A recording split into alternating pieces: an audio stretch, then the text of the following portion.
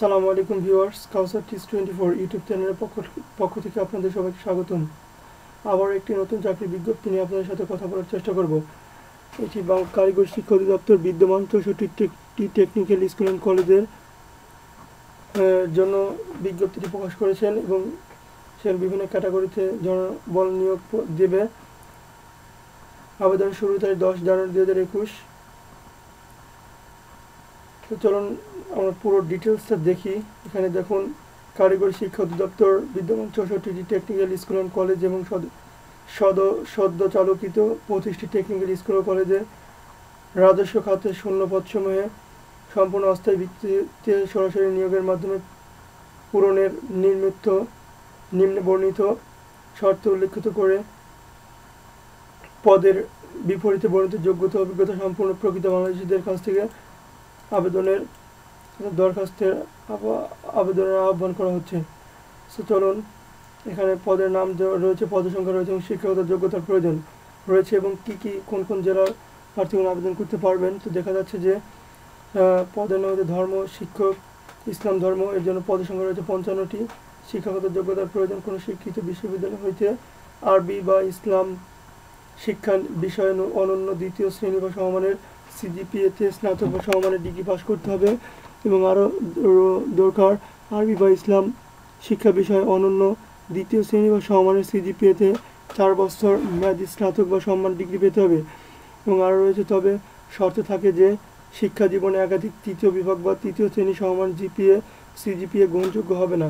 এরপর রয়েছে লাইব্রেরিয়ান। এর জন্য পদের সংখ্যা রয়েছে 23টি এবং শিক্ষাগত যোগ্যতার প্রয়োজন করে স্বীকৃত বিশ্ববিদ্যালয় হতে অনন্য দ্বিতীয় শ্রেণী বা সমমানের সিজিপিএতে স্নাতক বা সমমানের ডিগ্রি পাস ও লাইব্রেরি সায়েন্স ডিপ্লোমা, কম্পিউটারে এমএস অফিসের কাজ করার দক্ষতা অর্জন করতে হবে।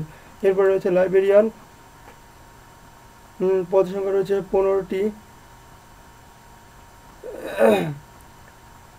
শিক্ষাগত যোগ্যতার প্রয়োজন স্বীকৃত বিশ্ববিদ্যালয় হতে অনন্য দ্বিতীয় শ্রেণী বা সমমানের সিজিপিএতে স্নাতক বা সমমান ডিগ্রি সহ লাইব্রেরিয়ান সায়েন্সে ডিপ্লোমা করতে হবে এবং আরও রয়েছে দরকার কম্পিউটার এমএস অফিস এর কাজ করার দক্ষতা থাকতে হবে, অর্থাৎ মাইক্রোসফট অফিসের কাজ করার দক্ষতাটি থাকতে হবে। এরপর রয়েছে হিসাব রক্ষক। পদসংখ্যা রয়েছে 9টি এবং শিক্ষাগত যোগ্যতার প্রয়োজন কোনো শিক্ষিত বিশ্ববিদ্যালয় হতে ব্যবসা শিক্ষা অনন্য দ্বিতীয় শ্রেণী বা সমমানের সিজিপিএ স্নাতক থাকতে, অর্থাৎ কমার্স হতে আপনার সিজিপিএ স্নাতক থাকতে হবে। তো এরপরে রয়েছে ইউডিএ কাম অ্যাকাউন্ট্যান্ট। পদের সংখ্যা রয়েছে 9টি।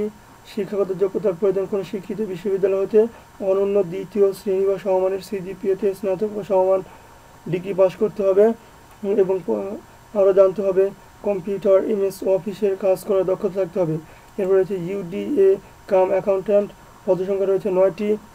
এর জন্য কোনো শিক্ষিত বিশ্ববিদ্যালয় হতে অনন্য দ্বিতীয় বা সমমানের সিজিপিএতে স্নাতক পাস করতে হবে।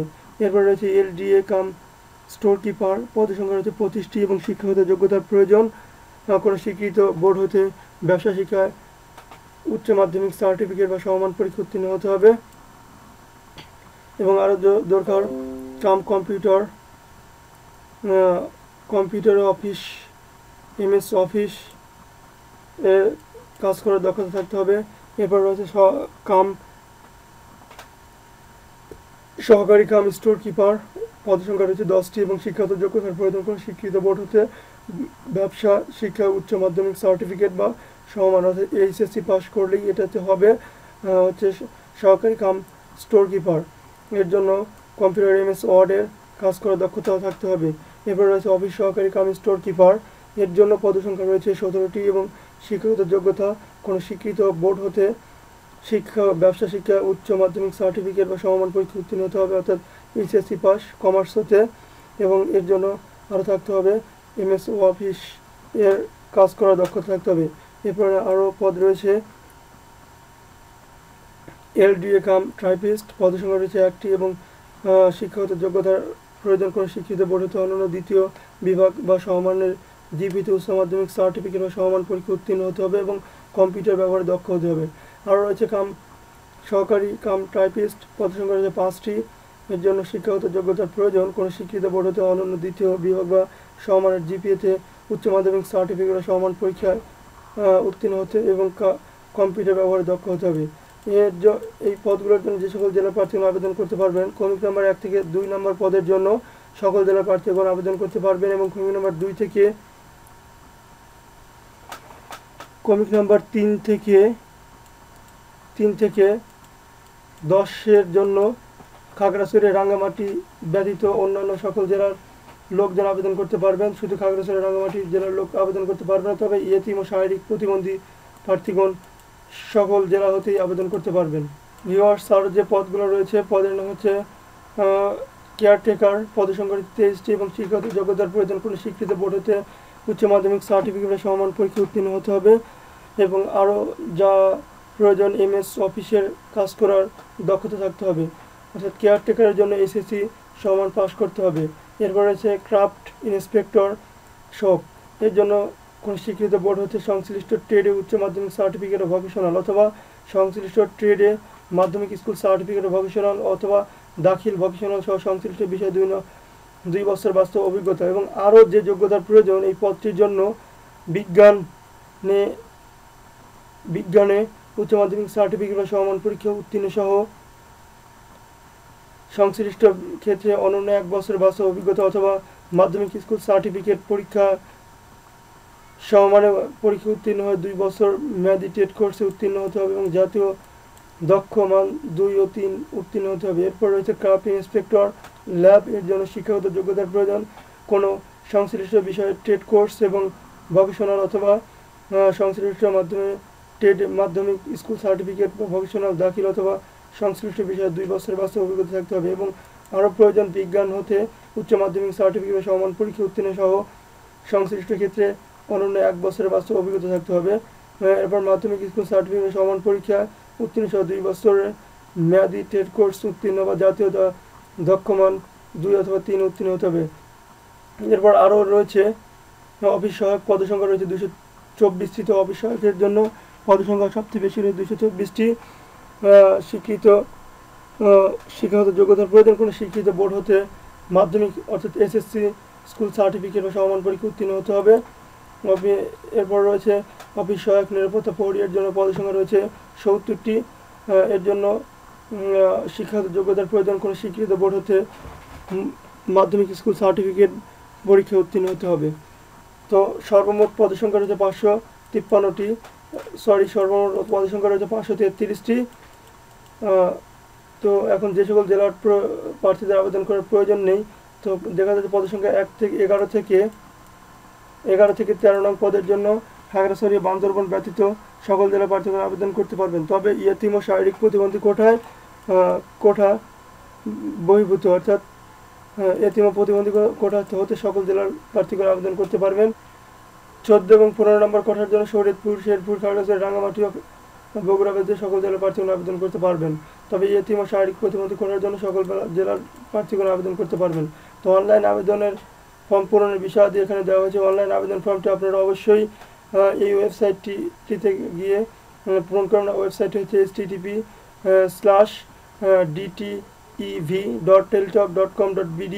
ওয়েবসাইটটিতে গিয়ে আবেদন ফর্ম পূরণ করবেন।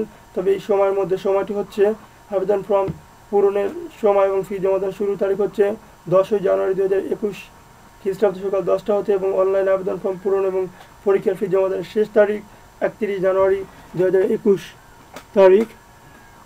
তো উক্ত সময়ের মধ্যে ইউজার আইডি প্রাপ্ত প্রার্থীগণ অনলাইন আবেদন সাবমিট করার পর হতে 72 ঘন্টার মধ্যে আপনাদের অনলাইন ফি জমা দিতে হবে, অনলাইন আবেদনের জন্য প্রার্থীকে অবশ্যই তার নিজের স্বাক্ষর এবং ফটো যথাস্থানে আপলোড করতে হবে। স্বাক্ষর এবং ফটো আপলোড করার জন্য এখানে ফটোর সাইজ দেওয়া হয়েছে দৈর্ঘ্য 300 পিক্সেল এবং প্রস্থ 300 পিক্সেল। স্ক্যান করে এগুলো আপলোড করতে হবে এবং স্বাক্ষরের এখানে স্বাক্ষরের দৈর্ঘ্য প্রস্থ দেওয়া হয়েছে।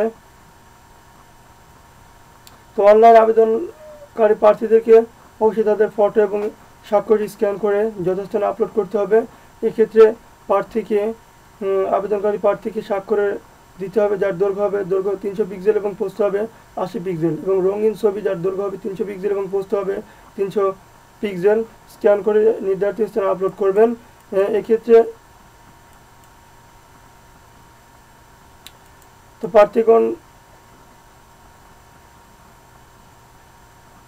আপলোড করার পরে দেখা যাচ্ছে এখানে দুটি SMS প্রেরণের মাধ্যমে আপনাদের আবেদন ফি জমা করতে হবে। তো আবেদন ফি জমা করার জন্য এখানে অবশ্যই টেলিটক প্রিপেড মোবাইলের মাধ্যমে আবেদন ফি জমা করবেন। সেক্ষেত্রে দেখা যাচ্ছে যে আবেদন ফি জমা দানের ক্ষেত্রে আপনাদের কোন পদের জন্য কত টাকা চার্জ করতে হবে বা ফি দিতে হবে এখানে উল্লেখ করা হয়েছে। তো দেখা যাচ্ছে ক্রমিক নাম্বার 1 থেকে 13 নং পদের জন্য 100 টাকা এবং টেলিটক চার্জ 12 টাকা সহ 112 টাকা 1 থেকে 13 নং পদের জন্য দিতে হবে এবং 14 থেকে 15 নং পদের জন্য 50 টাকা এবং টেলিটক সার্ভিস চার্জ 6 টাকা, মোট 56 টাকা অনধিক 72 ঘন্টার মধ্যে আপনারা জমা করবেন।